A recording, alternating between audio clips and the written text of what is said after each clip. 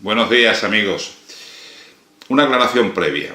El título del videoblog, ¿por qué chocan los buques en la mar?, lo he elegido así porque el término chocar, el verbo chocar, se entiende mejor que colisionar o abordarse. En realidad, los barcos en la mar lo que hacen es colisionar o se abordan, es el término náutico correcto. Chocar, bueno, también puede ser correcto, pero no es lo habitual. Lo que pasa es que para las personas que no están familiarizadas con el lenguaje náutico, entienden mejor el título y quizá tenga más garra, llama más la atención de la gente que nos sigue. Hay una pregunta que a mí me hacen con frecuencia y no sin cierta mala baba cuando se produce un abordaje, una colisión de dos buques en la mar. La última vez fue cuando chocó aquel mercante ruso contra un pesquero a la entrada del puerto de Barcelona. La gente me dice, pero bueno, vamos a ver, ¿cómo es posible que siendo el mar tan grande los barcos colisionen entre sí, chocan entre sí? Hay que aclarar una cosa. La mayor parte de las colisiones, el 95%, no se producen en mitad del Atlántico ni en mitad del Mediterráneo, se producen en sitios donde hay mucha confluencia de tráfico marítimo. En cabos, en puntos de recalada, en bahías, en estrechos, como es el caso del estrecho de Gibraltar, o en mares donde hay mucho tráfico, como es el caso del mar de Alborán, al sur de aquí, de donde estamos, de la provincia de Málaga, ¿verdad? El mar de Alborán es una de las zonas con más tráfico marítimo del mundo y es una de las zonas donde también tradicionalmente se han producido más abordajes.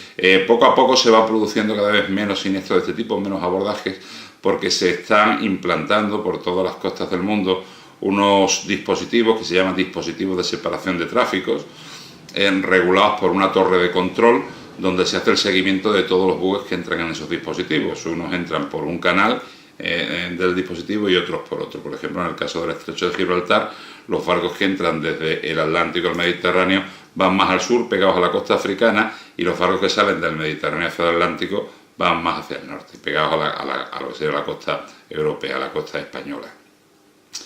Repito que es aquí donde se producen la mayor parte de los abordajes, en sitios donde hay mucho tráfico marítimo, donde se produce mucha confluencia de tráfico marítimo. ¿Por qué colisionan los barcos en la mar? ¿Por qué se producen estos abordajes? Siempre por una cadena de errores humanos. Se produce un primer error cuando un barco se avista a otro o no se avista, y ahí tendríamos un primer error, y se van cometiendo una serie de errores que acaban desembocando en la colisión, en el abordaje entre ambos buques. En algunos casos con un resultado de pérdida de vidas humanas terrible. Siempre me gusta recordar que la mayor catástrofe en la historia de la navegación mercante fue la colisión entre un ferry filipino, el Doña Paz, contra un petrolero, un pequeño petrolero. Se produjo un abordaje, una explosión y murieron, pero no recuerdo si fueron cerca de 5.000 personas. Algún día publicaré un artículo que tengo escrito sobre ese tema y os contaré más cosas. El abordaje puede tener unas consecuencias realmente desastrosas. Decía que se produce un primer error, por lo general se produce en el puente de los dos barcos se van aproximando, se produce lo que en términos náuticos se conoce como una situación de aproximación excesiva y finalmente se produce la colisión.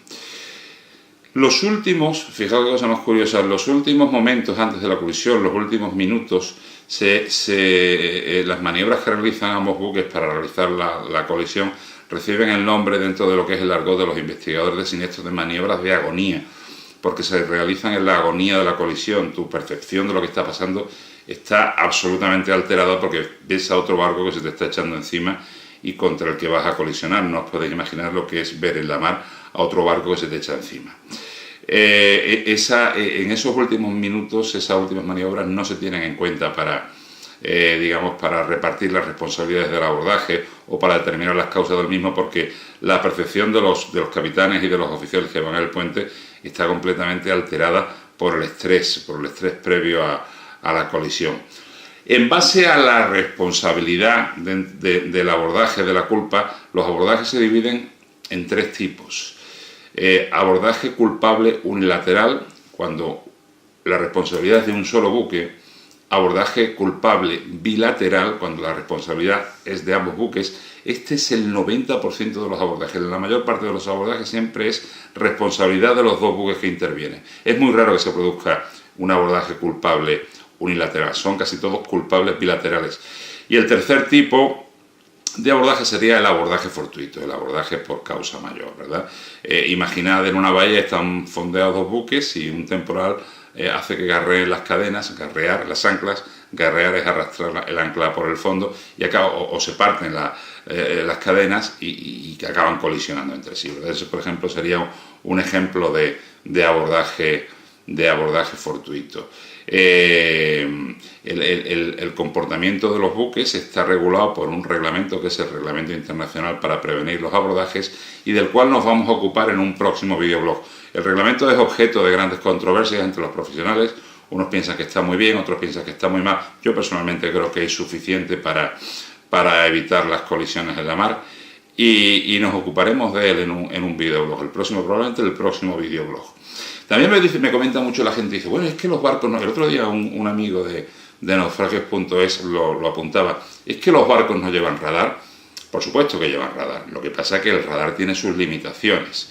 Tiene sus limitaciones en cuanto a su capacidad técnica. Por ejemplo, hoy en día la mayor parte de los radares tienen ya sistemas automáticos de ploteo, de puntear al otro buque, y incluso te aconsejan la maniobra que tienes que realizar, pero otros no lo tienen y tú tienes que interpretar la información que te da el radar. Ha habido muchísimos siniestros de este tipo, muchísimos abordajes que se han producido porque el oficial de guardia no ha sabido interpretar o no ha interpretado la información que le estaba dando el radar. También hay que tener en cuenta las condiciones atmosféricas, meteorológicas, que haya mal viento, que haya mala mar, que haya mucho viento, que haya niebla, en fin, son todas condiciones que limitan el uso del radar. Lo ideal sería tener en todos los buques un radar con un sistema de ploteo automático, pero eso no es así. Se van a seguir produciendo abordajes cada vez menos, lógicamente cada vez menos, porque ya os digo que existen esos dispositivos de separación de tráfico que se están repartiendo por todas las costas de Europa. En España hay varios y que canalizan el tráfico y evitan que se produzcan los abordajes. No quiero ser muy prolijo en este videoblog. Este videoblog lo que quería explicaros qué es una colisión entre dos buques, qué es un abordaje y por qué se produce. Insisto que es un error que se suele producir en el 90% de los casos en ambos buques, pues de ahí lo del abordaje culpable bilateral, y que lleva a colisionar a dichos buques. En el próximo videoblog os voy a explicar de forma somera, de forma sucinta, lo que es el Reglamento Internacional para Prevenir los Abordajes. Eso es ley en España, por supuesto, y en la mayor parte del mundo. Y quizá haga un tercer videoblog donde analizaremos algunos casos de abordaje, algunos tan famosos como el del Andrea Doria y el Stockholm, que son precisamente las fotos que ilustran la portada de este videoblog de hoy. Y nada más, espero que os haya gustado, que tengáis un buen fin de semana y un fuerte abrazo marinero a todos.